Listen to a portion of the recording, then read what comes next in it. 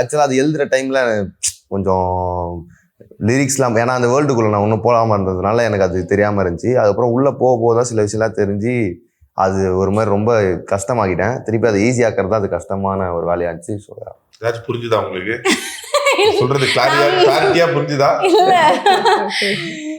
நீங்க சொல்லுங்க சார். அப்போ இல்ல அதான் கெளுத்தி மெயினா வந்து கெளுத்தி வந்து ஒரு சின்ன வயசுல இருந்தே ஒரு மிகப்பெரிய முருக பக்தர். ஓகே. ஸோ அது வந்து யாருக்குமே தெரியாது.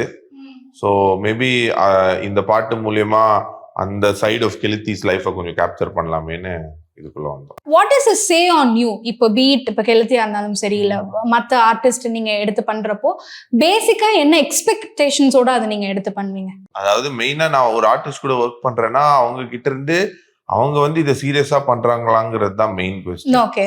சும்மா அவங்க இதை ஹாபியா பண்றாங்கன்னா நான் அதை பண்ணி பிரயோஜனமே இல்லை. ஸோ ஸோ பேசிக்லி முதல்ல எனக்கு வந்து பிடிச்சிருக்கான்னு பார்ப்பேன். இப்போ ரெண்டாவது அவங்களுக்கு அது பிடிச்சிருக்கான்னு பார்க்கணும். ரெண்டு பேருக்குமே என்ன கோல்னு பார்ப்போம். If our goals are aligned then we changes பண்ணுவோம். அவ்வளோதான்.